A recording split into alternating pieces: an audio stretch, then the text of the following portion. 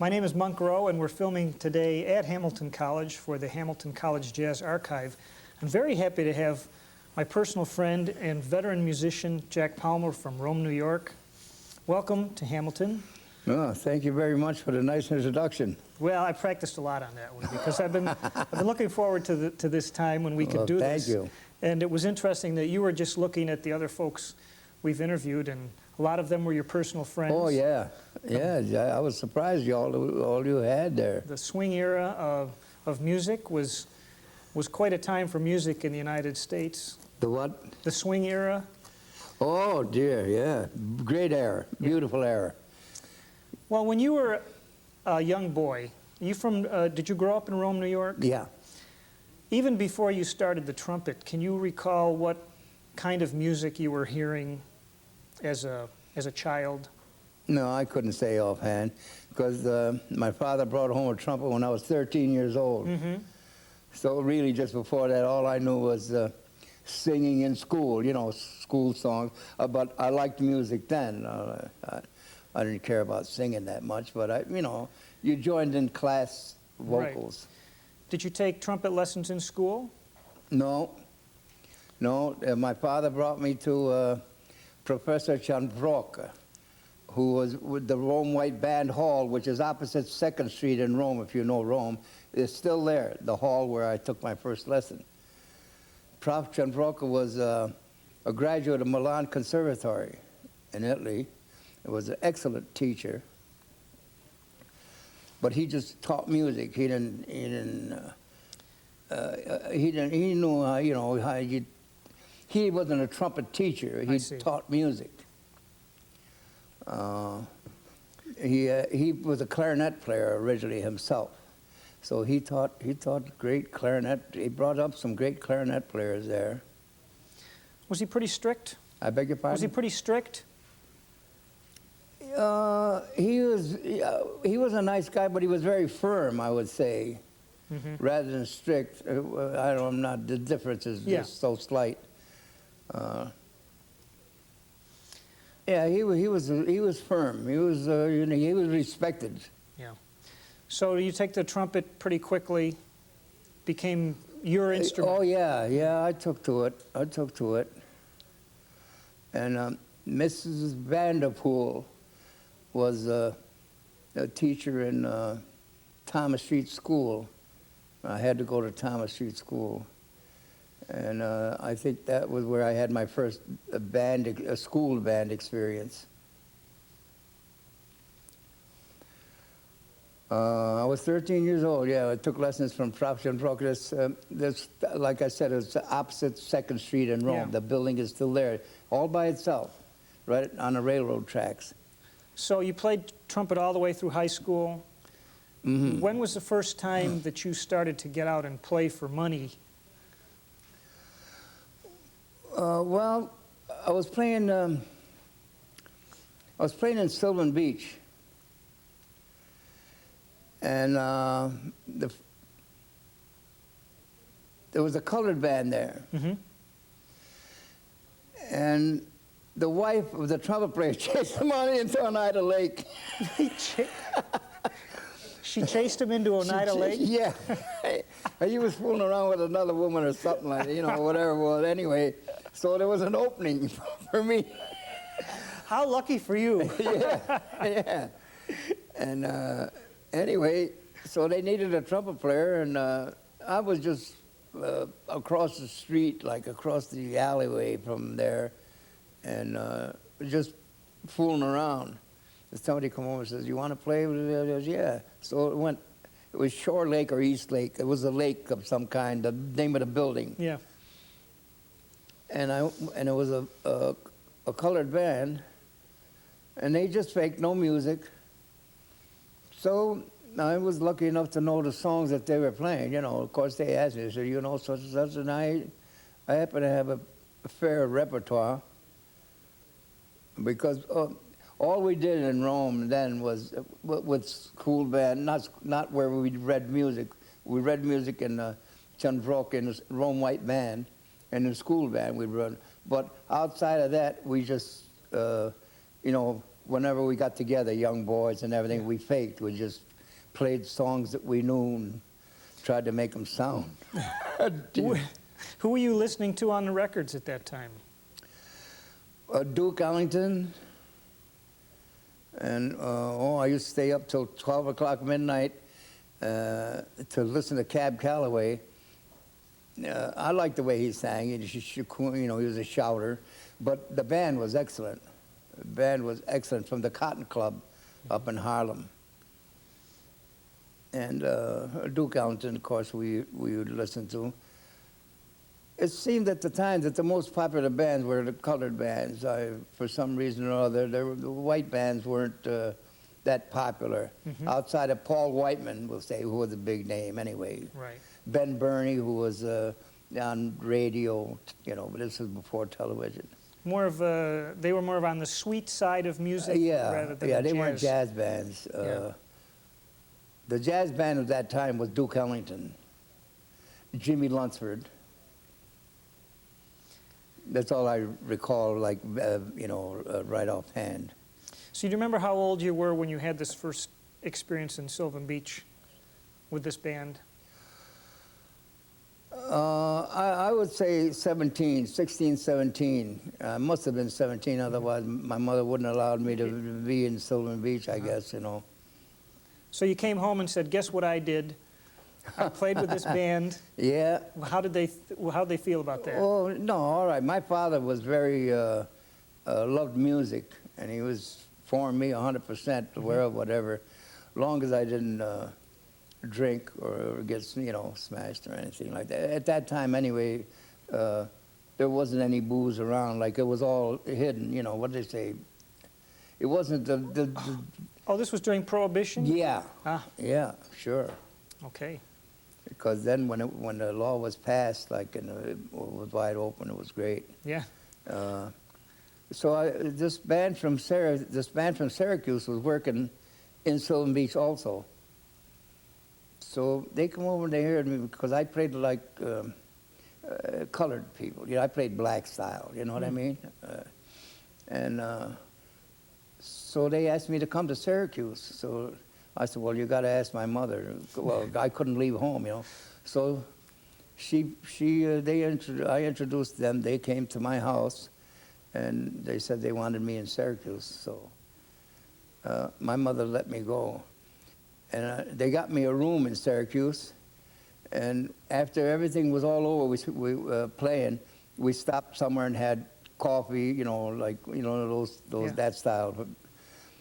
And then they drove me to the room where I had the room. Now all of a sudden I'm all alone, you know what I mean? Everybody's gone to their homes and everything, but I'm in a room, first time I'm away from my family. And boy, I went to bed, but in about an hour I got up and I was hitchhiking back to Rome. No kidding. Yeah. Got homesick. I didn't know what to be outside of my house, that was very, So that I remember very vividly. That's very So interesting. my mother said, "What are you doing home? Not what are you doing? Like, what happened? You hear it is like 3, 4 o'clock in the morning." She said, "You was sick?" I said, "No, I'm all right. I just was homesick." I told her, and I started crying. Really. Well, you must have had a good home experience to make you want to come back to Oh yeah. Oh gee, yeah. I was the oldest in the family, and I was myself, and then 2 or 3 sisters, then another brother, and then another sister. So we were a very close family. A lot of love in the family. Yeah. Well, after that first experience away from home, the homesick. you must have gotten over that because Yeah. you went on to play with Oh yeah. some great people. Then I stayed in Syracuse a while, and the piano player got a job in where Colgate University was that place? Yeah, and down in Ithaca. Cornell. Cornell is in Ithaca. Ithaca. Right. Well, it was Ithaca. Okay. And I was going with my wife then, but she wasn't. We weren't married. We were going together. So she had a family relatives in Syracuse. So I was in Ithaca. She went to Syracuse to visit a family so that we could see each other. So then, well, we figured that wasn't enough, so we got married in Ithaca. That was it. And how old were you then? I would say 20. Okay. Yeah. So we got married there in Ithaca. Well, I forgot where we went from Ithaca. I came back home. She went to her house, which was in Taberg on a farm, and I went to my house. And then I finally told my mother, and she finally told her family. No kidding. So then I got a job in Saranac Lake quickly, so that we didn't have to stay at our homes or get a household together. So we went to Saranac Lake, and I played the Overlook Inn for about a year. But then a girl got a girl singer, Jerry Kruger. She got interested in me, in my playing and so forth, and she was a good singer. So she moved around pretty good, and she was a mover. She talked and quacked. So she got me to come to Newark. But she got me a job in Elizabeth, New Jersey, and that's where he was born. Jackie was born, my son.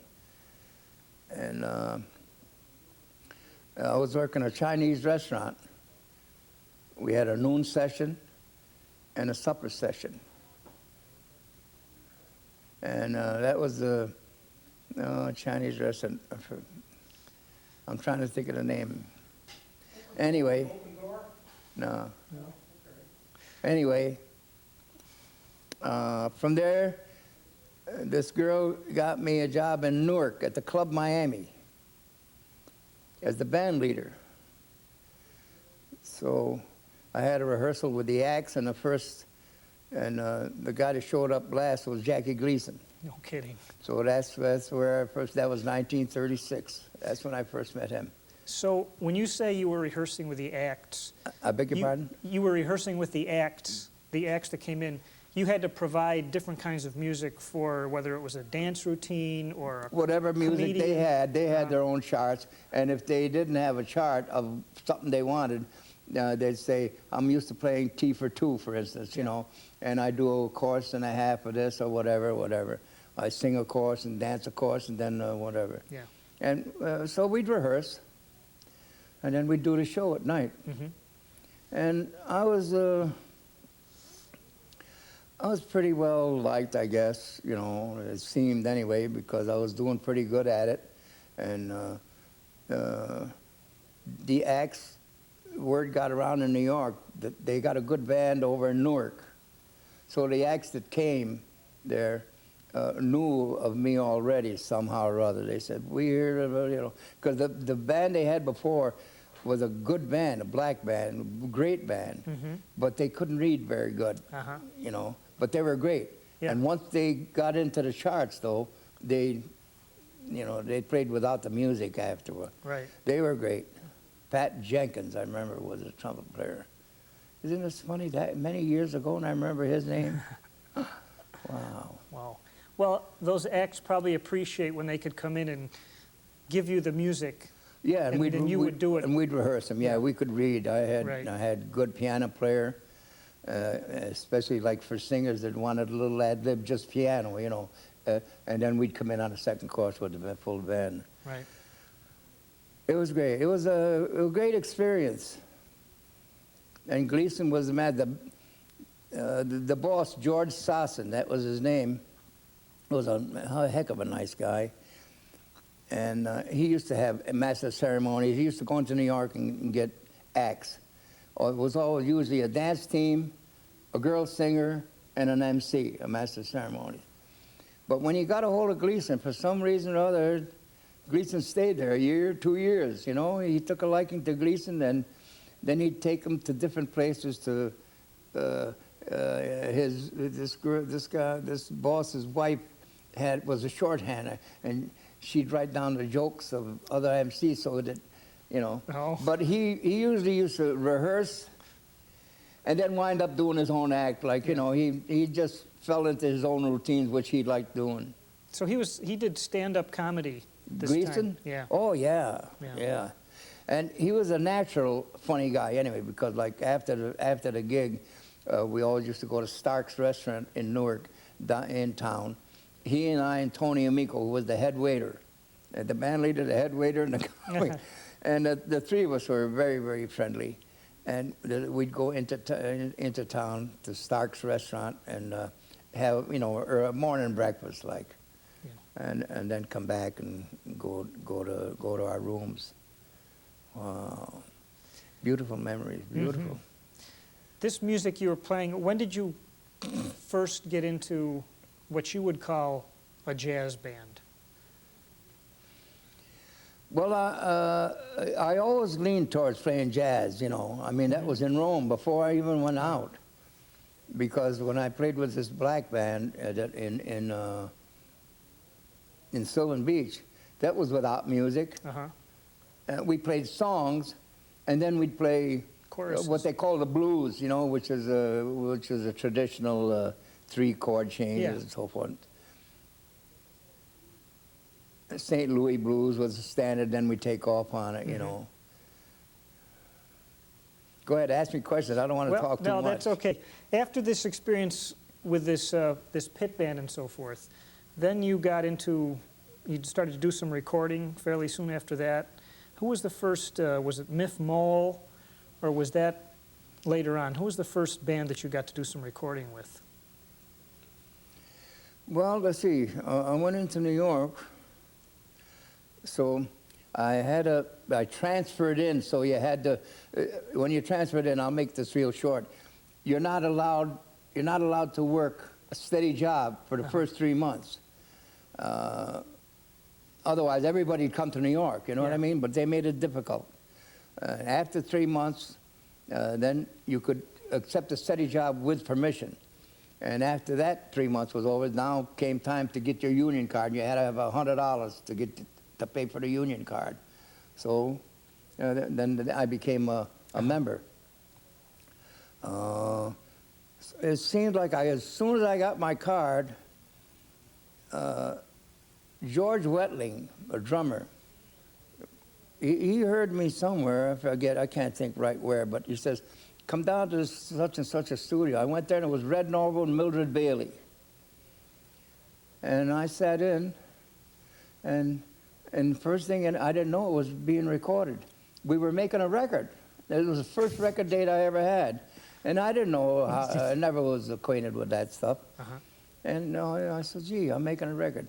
And I remember the tune, because I had 16-bar solo in the front, in a Harmon mute, called I Used to Be Colorblind. That was the name of it. And then we played Just You, Just Me, which was a standard.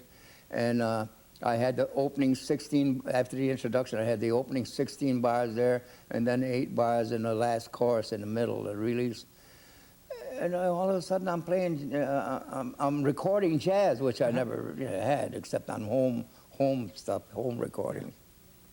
Did that record come out? And Yeah, Just You, Just Me, yeah. Do you have a copy? No. Oh, we'll have to find one. No, you know, I lost all my records, all personal records that I had, you know, the collection that I had also. Everything.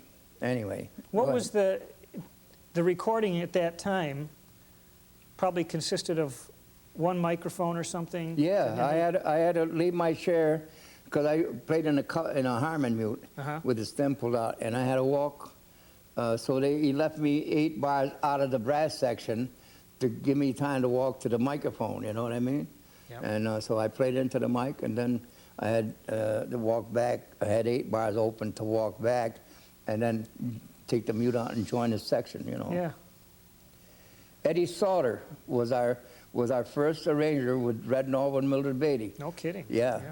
And before me, he had played third trumpet in the band, like before the band became pretty well known.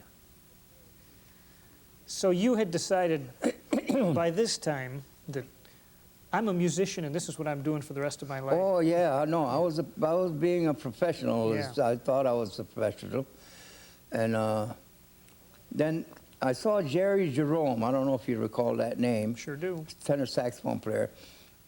I was going into the subway Jackson Heights to go into town. He was coming out of it. And he says, "Hey, Jackson, where you going?" I says, "I'm going in town, you know, and see what's happening at NOLA Studios."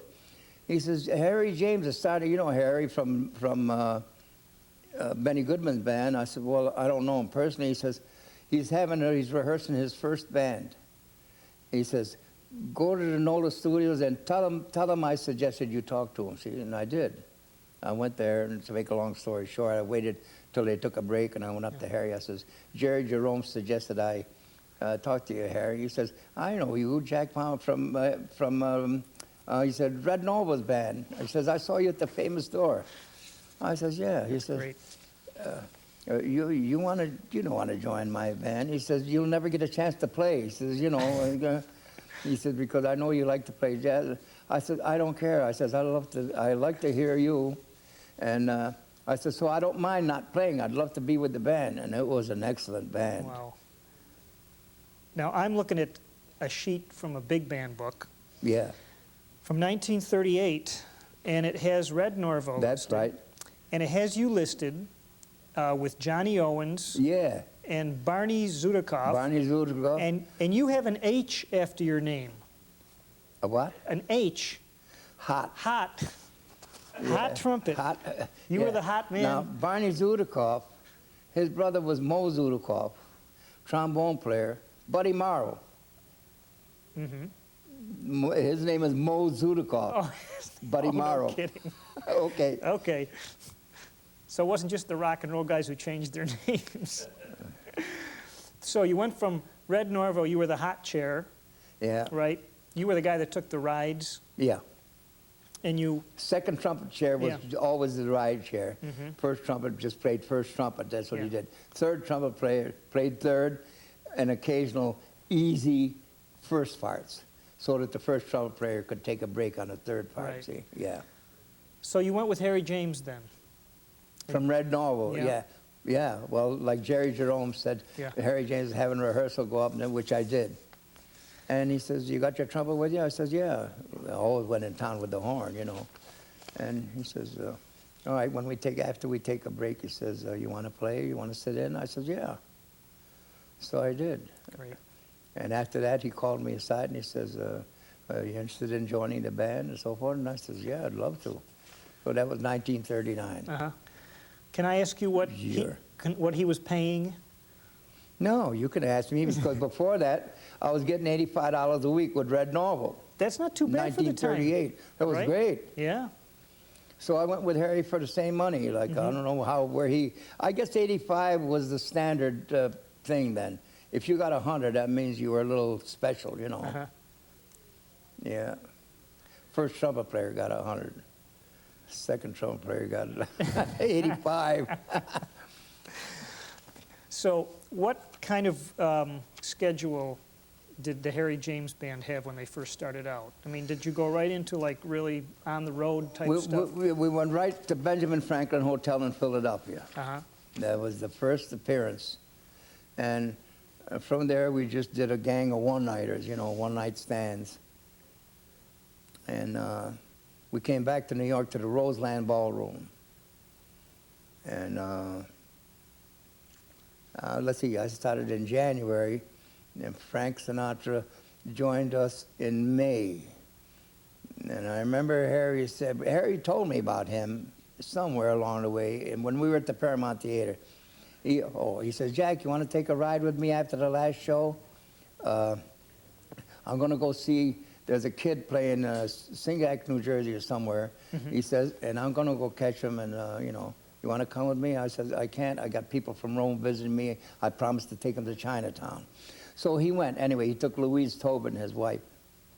The next morning, after the first show, and just before the second show, evidently Frank had been up in the dressing room. He came downstairs before we went into the pit, and Harry introduced him. They had already signed a contract. Harry says, "Fellas, I want you to meet our new vocalist, Frank Sinatra, and we'll meet him singly afterwards, you know, because we had to go into the pit." And so from that engagement, the next engagement was New Haven, Connecticut, and that's where Frank joined us. And Harry introduced him there and said, "Ladies and gentlemen, I'd like to introduce you to, have you meet our new vocalist, who we don't have any arrangements for. Come on out, Frank, and say hello to the folks." And Frank did and said hello. And Harry says, "Well, why don't you sing just something, Frank, anyway?" So Frank leaned over to the piano player and says, I guess what key he was going to sing. And Harry says, "What are you going to sing, Frank?" And he says, "Stardust." I never forgot that. That was his first song. Without any music. It was just the piano and the rhythm section, you know.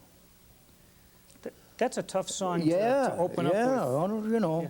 But that's the one he chose, and he sang it. I'll never forget that, because we thought, why did he choose Stardust, you know, which really was an instrumental more than it was a vocal. Yeah. Wow. Was he a skinny little kid then? Oh, yeah. Yeah, he was skinnier than a microphone. You don't know which. He was good, though, right away. You could tell he was, he knew, you know, besides, he knew how to use his hands, because in New Jersey, he used to work on the floor, you know what I mean? Yeah. So he knew how to carry himself and everything. Dick Haymes didn't know. Dick Haymes stayed in front of a microphone like a poker, because Dick followed Frank. Yeah. And, because Dick's mother was a vocal teacher. And, but Dick was, I remember when he joined the band, he was just but out came this beautiful voice, see? Yeah. And then little by little, he started loosening up and using his hands. Well, when you say Frank worked on the floor, he was interacting more with the audience right up close. Well, like in New Jersey. in New Jersey, well, he was in a floor show. Oh. You know what I mean? Okay. Yeah. So in other words, they probably had a dance team, and usually it was a dance team and a vocalist and what else? Something else. I can't remember what. Usually it was 3 acts anyway. Acrobat dancer, Yeah. acrobat dancer, a dance team, and a singer.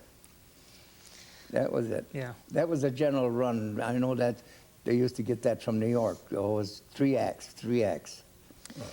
What was his level of? Was he confident with himself? Oh, When yeah. he first started with you Frank, guys. oh yeah, right from the beginning. Yeah, he was confident, all right. He wasn't cocky, like, you know, some people would think so. He was just very sure of himself, very, very confident. And he knew how to use his hands, because, like I say, instead he had been out on the floor, you know what Yeah. I mean? So, wait. He was a showman. In Yeah, addition to yeah, a he singer. had to be. Whereas most singers that just knew a microphone, that's all, they played to the mic, you know what I mean? Yeah. You know, one thing I'm curious about, when you see bands now, we're used to lots of sound equipment. What kind of sound equipment did they have back then for the vocalist? Oh, just a microphone and speakers. A couple little speakers? 2 speakers, that's Yeah. all. One on each end of the bandstand, you know, facing out, that's all. So it was the band's job to, like, be aware of how loud they could play to accommodate the singer. No. We played our standard volume, you know. Yeah. I mean, we played soft, loud, whatever however the music was marked. Okay. Because the arranger usually wrote down where he wanted piano, double piano, soft, loud, Right. F, double F, and so forth. Swing, you know, like the last choruses were always the going out choruses. Did you? Usually the music was well marked. Uh-huh. And the engagements you were playing mostly at that time, were they dances? Mostly dances? Oh, yeah. All Yeah, dances? it was a dance band. Yeah. That's what they call dance bands. It was 1938 was Red Norwood and Mildred Bailey, and 1939 was Harry James. Did you end up being? I heard you were roommates with Frank Sinatra for a while. Yeah, well, in Harry's band. Well, because I sent my wife home because we were going on the road, so I sent Molly home with little Jackie, and so I was the only one that didn't have a roommate then. See, Yeah. so Frank says, "Can I room with you?" And I says, "Yeah, okay." So that's how that happened Yeah. to be. What was he like as a roommate? I didn't love him. No, we were very, we got along, we were very compatible, Frank and I. Incidentally, we were the only two Italians in the band. We never thought about languages, color, tag, you know, who Yeah. was black, white. In music bands, then nobody thought about anything as far as nationalities or color or anything. You cared about how they played. Mhm. That was most important. On that subject, what was the first band that you ever played with that was integrated with black and white players? Well, like I say, in Sylvan Beach. Sylvan Beach, that's right, I In forgot. Sylvan Beach, there was a colored band. Although there wasn't any white guys in the band, I was the 1st one.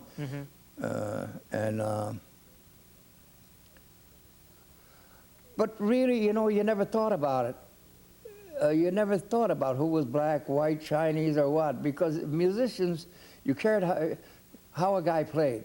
That was the guiding or the rule or whatever, you know. How well does he play? That's all. That's wonderful to hear. Yeah, it didn't matter. It Yeah. didn't matter, black, white, Chinese, or what. How did he play? How did he play jazz? Was he not? Was he a straight player? But did he have a good sound? Well, you're listed in this picture with the Harry James Band from 1939, in addition to a trumpet as a singer also. Well, I used to do what they call scat singing. You were the scatter, huh? Scat vocals. Yeah? We got I sang the song that Frank didn't want to sing. No, they were the rhythm songs, really. The you jump know. tunes? The jump tunes, yeah, Yeah. where you didn't sing a ballad style, you know. Yeah. So that's what I sang. Like, give me an example of one of the jump tunes you might have sung. Gee. I couldn't offhand, really. I can't, really. Kind of like up Sunny side of the street you used to do there. Sunny Huh? Side of the Street. You used to do Sunny side of the street, and I'm trying to remember from a long time ago. It'll come to me. Wow. Did I don't you- even remember how that goes, Sunny Side of the Street. When you were... Get your hat, Yeah. get your coat, Right. leave your worries on your doorstep. Life is oh so sweet on the sunny side of the street. Get your hat, your cane, your coat, your gloves, leave your worries on your doorstep, baby. There you go. So, Something like that. and eventually Frank went with Tommy Dorsey. Well, Or was that- yeah. Yeah. Yeah, Harry was a little disturbed about it. You know, but Tommy offered him more money. That was the point. The point was money. And then Tommy was already an established band, and Frank felt that was where Harry's band was a new band, a baby band we used to call it. So Frank thought that was a big move for him, great, you know, which it was at the time. To go with Tommy Dorsey, a big name, already established. Yeah. Joe Stafford, and the Pied Pipers, was that Pipers, it? Yeah. So, you know, yeah. So when you were with Harry for what, couple years, Yeah, about Yeah. a year and a half. did you start to want to get more solo space? Or were you happy just to, you know? Well, I enjoyed listening to Harry so much. I admired him so much. I was happy to be in that band because I learned a lot in that band. Because Harry said, he says, Jack, I know you played with Red North, you play solos, you know. And I said, yeah, but that's all right, don't mind. He says, he thought I wouldn't be happy, you know, not Right. playing. But still in all, at the end of the night, when we got on location, the end of the night, like he'd take off maybe the last half hour. And I would play, we had some different songs that had trumpet solos, and not his solos, but trumpet Yeah. solos in where I would take off on, you know. Yeah. Did you ever get involved in any of those band movies? Those short movies Yeah, they did? I made one with Teddy Powell. Uh-huh. I think the name of yes, I remember the name. Jam Session. It was a lot of bands, and I was with Teddy Powell. I come out and I did a vocal. I think I'm not sure anymore. Yeah, Teddy Powell's band. We should get a copy of that. The name of it is Jam Session. Okay, we'll look for it. That's the name of the movie short or whatever they Right. a band movie anyway. I never saw that on some musician wives and all that. Huh? They never showed jam session on, Yeah. on the TV. Yeah. Yeah. Well, it's probably around if you have to search, I guess, Uh-huh. you know. So $85 a week you were getting. Yeah. Was that enough to live on and send some Oh, home yeah. to support your son? Oh, And- sure. yeah? Well, No that was big problem. money. Yeah. Gee, if you got the $100, you were, you know, a dollar was a dollar then. Yeah. So that $15 to get to 100, wow. So what happened during the war years for you? Well, during the war years, well, I came home from California. I came back to Rome during the war years. And where did I work, Jackie? Do you remember? Were In you, the middle, Dad. were you I worked drafted? in I had to go in a defense plant. Okay. So I says, if I'm going to work in a defense plant, I might as well go home instead of in California, see? So I came back to Rome and I went to work in a defense plant. Yeah. That was it. And played around town Yeah. here. Was there a lot of the musicians in Rome that had to go in the service?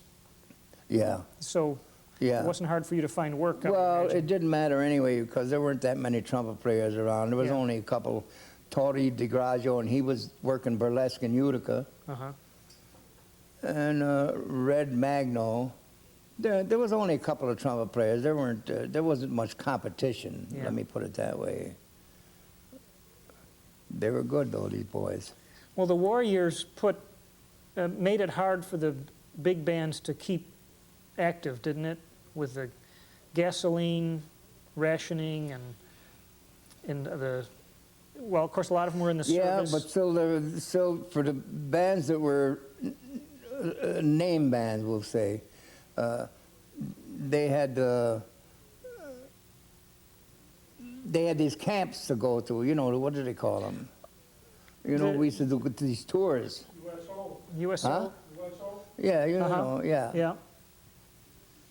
So they had actually built-in places to play for the servicemen. Oh yeah, Yeah. yeah.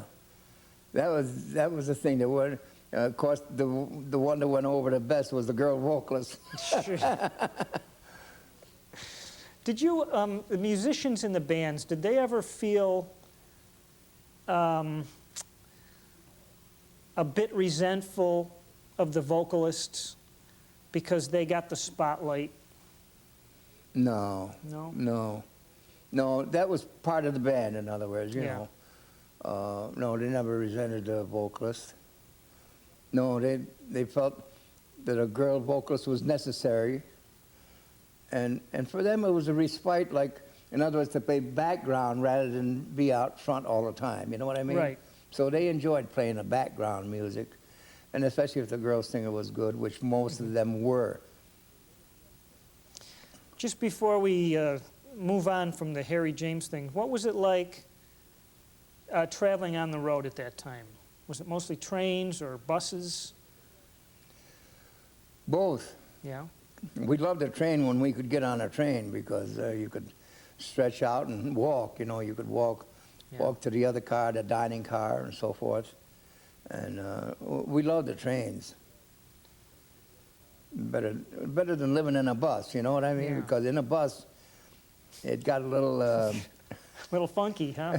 That's the word I was looking for. Did you ever have any really kind of scary experiences on the road that you can recall? Gee, not offhand. I really. Everything was good. You know. Glad to hear that. Yeah. Just we had to pack up at night after we got through the job, pack up, and then stop at the first diner we could stop at and have, and then get back in a bus and go to sleep till we got to town we were supposed to go to. And sometimes we'd get to that town too early to check in, which was 8 o'clock checking in time. Maybe we got there 6 o'clock, right? Yeah. So now what do? So generally, we went back of a school, and in Harry's band, he loved baseball. And we had baseball equipment where the instruments were in the rack underneath. And we got out and played ball. 6 o'clock in the morning, played ball until 8 o'clock. Then, you know. And you could go to the motel or something. Yeah, because people were checking out and we could check in. Did your ball team ever get to play against any other band's ball team? Oh, yeah. Yeah. Like who? Oh, Tommy Dorsey had Yeah.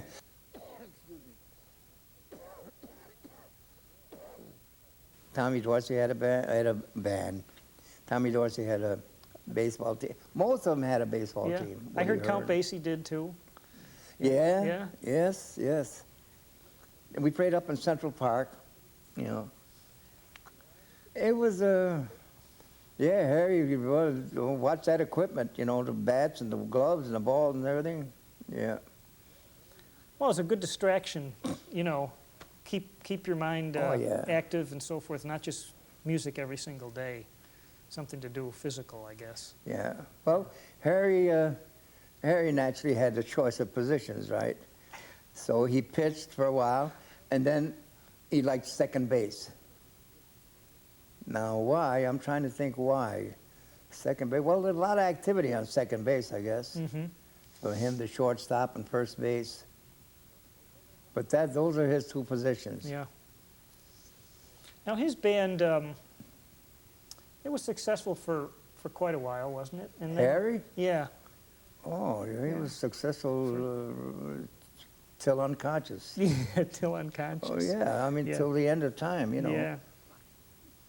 I remember that. Oh, he became real big. Helen Forrest. Right. Then, so they had a romance there for a while. Mm-hmm. Helen Forrest. Who else? There was a. What was that? His big tune, Kurabura Bin. Who? Was it Kurabura Bin? Wasn't that his tune? Cherry Bear Bin. Is that how you pronounce it? Yeah. Yeah. Cherry Bin. Uh-huh. Chitty chitty bee da da da da. That was an old standard, you know. Mm-hmm. It wasn't.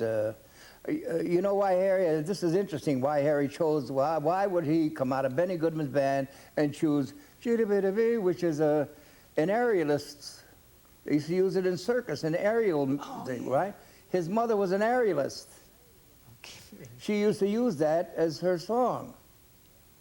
Harry Jane's father was the band leader, and he used to play that for his wife. While she's up on the Yeah, trapeze. so Harry's Oh, my. father was the band leader, and Harry's mother was the aerialist. Cool. We didn't know that. He never. I found out Uh-huh. through. One night he was just reminiscing, and you know, I started pumping him, Yeah. and that's how I found out about it. Wow. That's interesting. He wasn't very talkative about it, Uh-huh. you know. Well, I don't want to jump to circuses No, just whatever. yet, because I know you've played in a few circuses yourself. But what happened after you left the Harry James band? I know you were with, was it Bunny Woody Bear Herman. again? Woody Herman. Yeah. That's all I remember. Was it- Was Woody, because Shorty Rogers, was that his name? Yeah, Trumpet player. yeah. He was in a service, so he was going to get out of service. So his chair was, Neil Hefti had his chair, but Neil Hefti was arranging and wanted it just right. But Neil played trumpet, see? So he saw me, and I was in between bands, and he says, Jack, you want to play with Woody Herman until Shorty gets out of the service? He says, I'm doing the chair right now, and I don't want to. I got a lot of writing to do. And I said, yeah. So I joined Woody Herman just for that stint. Mm-hmm. Was that Yeah. the first herd, as they call it? I Or- think so. Yeah. I think so. Chubby Jackson? Yeah, Yeah. Chubby, Flip Phillips, Not too shabby, Tony, that band. Tony, what's his name on the piano, Chubby Jackson on bass, and Davy Tuff Tuff? on drums. Yeah. That was Oh, a good heck rhythm of a band. section. Yeah. Pete Condoli on trumpet. Sam Merowitz on saxophone, Flip Phillips on sax tenor. Sam played lead. Uh-huh. A heck of a band. Oh, great band. Wow. Was that band playing dances too, or was it more of a kind of a listening band? No, no, no. All bands played dances Yeah. because that was being a dance band. You know what I mean? Right. We played concerts more for service Okay. areas where we went to play for servicemen. Right. So then we naturally was concert time, Right. you know. Uh-huh. But wherever there were girls and fellas, then it was usually dance time. Yeah. The Palladium in California and Uh-huh. Hollywood. Wow. These were great ballrooms. The Palladium was big. Wow. It's too bad that those things disappeared, I guess, because the dancing was so connected to the music. Well, the dancing was connected to ballrooms also, see? So that's what made bands play the ballrooms, because dancing was there. Rather than in some hotels, yes, big hotels would have a band like we played Hotel Sherman, the Colgate, I can't think of the name of the room. But anyway, what did I say? Hotel Sherman? Yeah. In Chicago. Mm-hmm. Yeah, and the Oriental Theater there, Chicago Theater there. And that was our stop in Chicago. And then from there we went to California. So we did a series of one-nighters. Now, my wife drove Frank Sinatra's car because Nancy couldn't drive. So Frank's mother had given him a car to join in Harry's band. But Nancy couldn't drive. So Frank wanted the car with him. So my wife drove Nancy, and Jackie was about 3-4 years old. And then he had the car in Chicago, and then he had the car in California, and then he had it on the way back, you know. Yeah. But every time we got on location, he had a car. And one time I remember he didn't pick me up. He moved. Somehow the song pluggers were after vocalists because they needed the words to a song, you see. Yeah. I wasn't important just being, not me alone, any music, because we just played the music.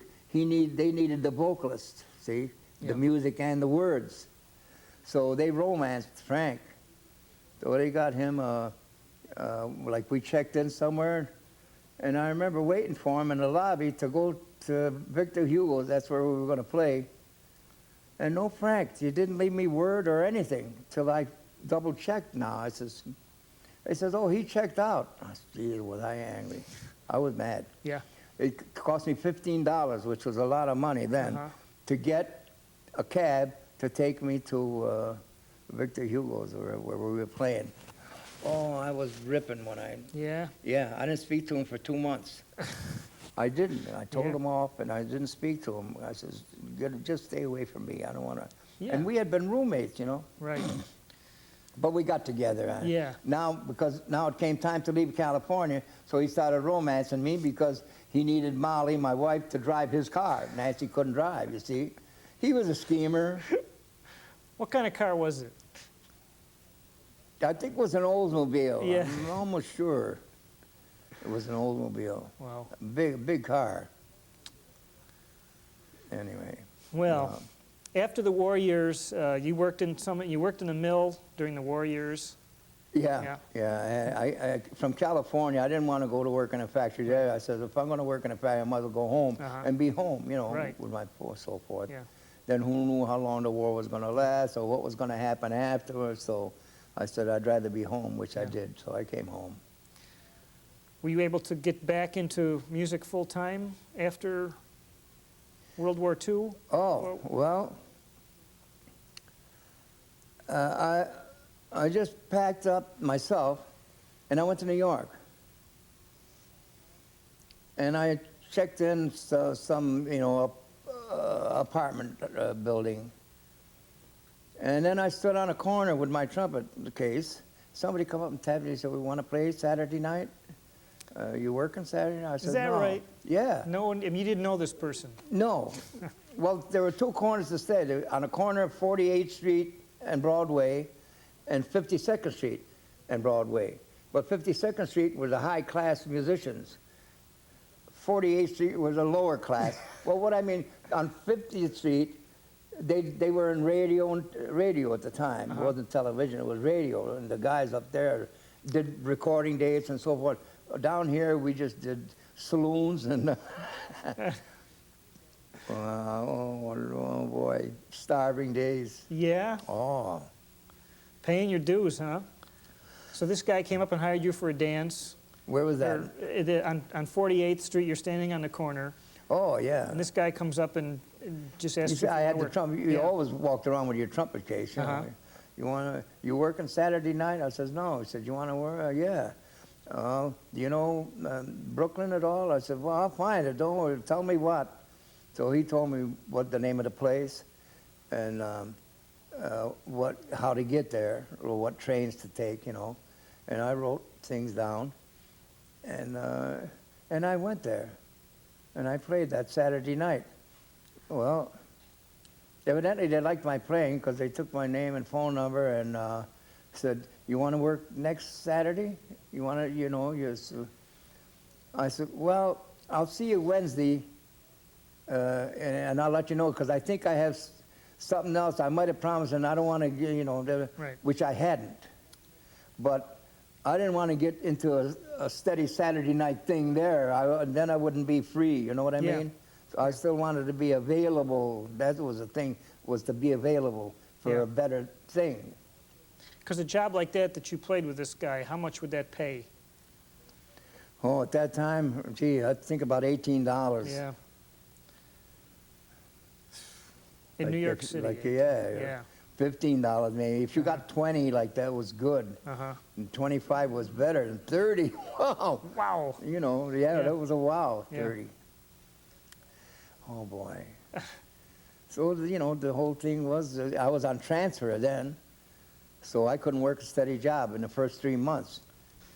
Well, in addition to all this big band playing, I know you've done a lot of small group things Yeah. back in Rome. You've done your share of circus music, which is pretty strenuous, yeah, with Paul isn't it? Lavelle. Yeah. Yeah. He died, you know, Huh? Paul Lavelle died. Oh, did he? Oh, well. That's hard I work, feel isn't it? sad. What? Playing in a circus? Circus music is, yes, it's hard work because it never stops. You got to, you know, until the elephant breaks wind or drops a giant. No, that's happened. Did it ever happen to you when the animals are walking by Oh, the band? are you kidding? Jesus, I was playing there, and these lions used to go by, and one of them always lifted up his leg. Good thing we had a railing, this, you know, a board thing there. Yeah. This one always in front of the band, and he waited till he got near the trumpet section. I couldn't stand that line.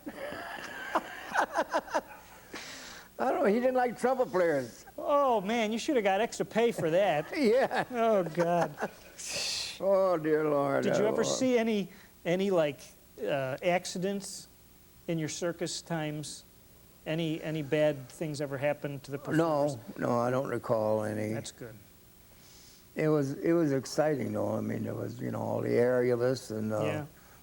you know, it was always circus music, which was, you know, loud, furious, fast, and then there were waltzes. Mm-hmm. Never any fire. Usually it was a waltz if it was anything slow. Yeah. It's fascinating. Yeah. I have to laugh at Yeah. the elephants. Wow. Yeah. What's your when you go to pick out? If you could go and pick out any kind of record these days to listen record? to, a record to listen to, what do you like to listen to now? Well, I always liked big band, you know, Yeah. to listen to. Woody Herman, for instance, Mhm. I enjoy his band. Any big band of that type. Excuse me. and small bands like John Kirby. Yeah. What other small bands were there then? John Kirby had the smallest big band in the world, Right. like, you know. Yeah. Excuse me. I guess Benny Goodman had his small Well, group he had in and he had a out. trio, he had a Right. quartet, and he had a sextet. You know, Yeah. trio was himself, the piano player, and Gene Krupa. Yeah. And the quartet, he had a Lionel Hampton. Right. And then in the sextet, I think he had a Georgie Hall on saxophone and Cootie Williams on trumpet. Anyway, it went on Yeah. and so forth. Did you ever have any dealings with Benny Goodman? No. No. Outside of being friendly, very dear friends with Vito Musso, who was in the band. So I would get to watch a rehearsal, and I just, Benny, you know, I'd say, hello, Benny. He'd say, hey. You know, he was very, very vocal. Grunt. He was a grunter. Vito Musso was quite a character, wasn't he? Oh, yeah. We were close buddies. Yeah. But Vito was a funny guy without trying to be funny. He had a natural sense of humor, and with his lack of the English language, you know, you know what I mean. He had a style all his Yeah. own, Vito. Yeah. He was a character. He Uh-huh. was a character. He was a beautiful character. Mostly played by ear, didn't he? Well, he was a slow reader. Yeah. But so was Charlie Ventura. Mm-hmm.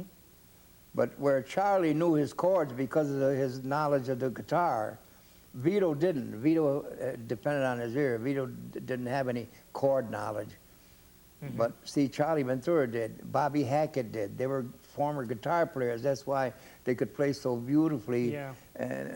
constructed choruses. Yeah. Now, before we quit, we got to talk about the Jackie Gleason show a little bit. Sammy Spear Yeah. and Ray Block. And- Sammy and I were great friends Yeah. anyway, so...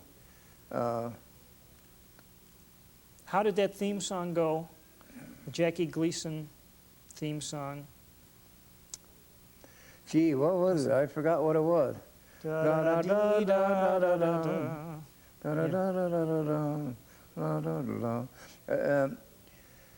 Well, he claimed that Gleason had a good ear for music. Mhm. And of course, when he was big enough to have writers, he would think of something, he would hum something, you know, maybe a couple of bars, you know. La da da da, la da da da, la da da da. Go ahead, Go make do something out of it. So they would have to write a whole thing on it, you Yeah. know, but with that as a theme. But he was very musical, Gleason. Yeah. In Newark, when we were in Newark, he loved to play the trumpet, you know, but he couldn't do nothing. He could blow good. He had natural chops. So I went with him in Newark. He says, let's go into town. I got to buy a horn. So we went and I picked out a horn, $15. Oh, then he drove everybody crazy at the place, like. Then he used to call me out. He used to be on the floor, and he'd say, come on out and we'll play, because I showed him how to play I Love You Truly, which was first valve and open. It was easy, just 8 bars. And he'd call me out on the floor, and he'd take the trumpet and make a big deal about wiping his lips and chops and putting them together. So then he played the first 8 bars, which is all he knew, and I'd play the harmony to it, see? So So it made how- him sound almost like he could play, right? After Yeah. 8 bars, then he says, well, now we go for the big ones, you know, and he'd wipe his lip and everything. Then he'd go, pow, and then I'd top him. Then he'd go higher, and I'd top him, then he'd go higher, till finally he says, whatever, let's see, he'd say, this last note is the one I grabbed toilet paper on, something to that effect, you know. This last note is where you go to get the bathroom paper out, and he make a big thing about, you know, a big thing on that. Yeah. How high was it? Oh, it was just a, you know. Yeah, like just it wasn't even a note. It was just No, a thing. no. Yeah. But he had natural good chops. He did have. Yeah. Uh, Now that show, the Jackie Gleason show, was done live, wasn't it? Yeah. The TV thing was done live. So you had to be right on, no mistakes, or as few as possible. Yeah, no, we were on right from the beginning. Boom, that was it. Like we rehearsed before in front, and then when they says getting, then we'd take a break. So we always ran across the alley to the saloon, Joe Harbor's Spotlight. We went over there, grabbed a few belts, glug glug glug, and then ran back, and then we were all set to record or to do the show, Yeah, to do the show. whichever we were doing. They always recorded the show anyway. Wow. Wow. Always ran across, there always had to be a bar across the street of any place we played. Had to be a bar, so we could. Now, winter, dead of winter, right? No, you couldn't go get your coat or anything. It was always like that, you know, Yeah. zoom. Had to get your nourishment. Yeah. Oh, boy. One guy was smart, like, you know, well, leaders didn't care for that style, like you carried a pint in a case, you know what I mean? Yeah. Oh, yeah. But they'd be secretive about it, like, you Uh-huh. know, take it out of the case, put it in the pocket, and go to the men's room, you know, glug, glug, glug, you know, all secret style. Yeah. Oh. I was wondering what this chord was. Oh, yeah. That's so we don't miss a word. Oh, Well, yeah. this has been a fascinating time, Well, Jack. thank you. I Thank you for appreciate your asking me. talking, and, Very refreshing for me, like to reminisce a little bit. and I learned yesterday of Frank's, Jackie Gleason is your son's godfather, was your son's godfather. Yeah, well, I stood up for Gleason's wedding. This is how that happened, see? And then he and Genevieve christened my son. Uh-huh, Genevieve was Gleason's wife. yeah. Were you able over the years to keep track of how many records you played on? No, hardly anybody does that. You know, like professional musicians, when I say that, I mean like people that played music for a living. Yeah, You moved around too much to collect records, then you had to move them around, you know what I mean? Unless like some guys had homes in New York or Queens, then they could start a, you know, because when they left to go on the road, they had a place for thing. But if you were moving around hotels in there, you couldn't carry that stuff yeah. around. Plus, I suppose sometimes you weren't even sure that the thing was going to end up as a record.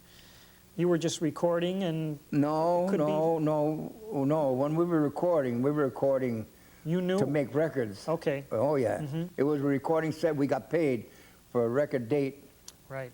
That's what they called it, record date. Yeah, When they recorded us live, like from a hotel where we were broadcasting, they took that off the air. But somehow I forgot they had to get permission to do it or something. You know, it was pretty tight laws. Do you still get any? Do you get any royalties or any payments for all those years? No, because the only one that got royalties was the leader. Ah, The sidemen, when I say sidemen, the musician, we got paid for the date, and that was it. that was it. The only one that signed a contract with the recording company was the leader, or the manager, or whatever. Yeah, But the leader always collected royalties, and they were very good about mailing his checks to him, you know. yeah. Yeah, Well, thanks for coming out here Gee, today. And I sure enjoyed it. we may have to do round two. You know, we may have to do it really? again. And, I enjoyed it very much. Good. It's good to reminisce when somebody can prompt you, and Yeah. you did great. You sure made me bring out some memories. well, good. You know, you come from an area, Central New York. Actually, a lot of good musicians came out of here. Oh, yeah. You know, we have some How of the about the best. Zetos? The Zitos and Montalbano and Montalbano? Carmonica and lots of Italians. Lots of Italian names. Yourself included. Yeah. Who? Chick Esposito. Esposito, Harry Yeah. Esposito. A whole line of them. Oh, yeah, Rocky Coluccio, Mm-hmm. Rocky Cole, piano. French boys. Who? French boys, Charlie and Art. You know, Art French, Charlie French. Charlie Oh, yeah. French, yeah. okay. Yeah, Art French. Well, there were a lot of good musicians out of this area. Tony Johnson, Tony Ginsanti, he went with Horace Height. Yeah. Oh, yeah. And then with Frankie Carl. When Frankie Carl left Horace Height, Uh-huh. he went with him. And Rocky Coluccio, Rocky Cole was the piano player. He went with Patty Page. He stayed with her for years. Well, great. We're going to wrap up here and Yeah. let our cameraman. Well, thank you very much for having me. Thank you. My It's been a pleasure. great pleasure. My pleasure. All right. Great. Why begin and cry for something that might have been? No, I'd rather have nothing at all. Oh, please don't bring your lips so close to my cheek. Don't smile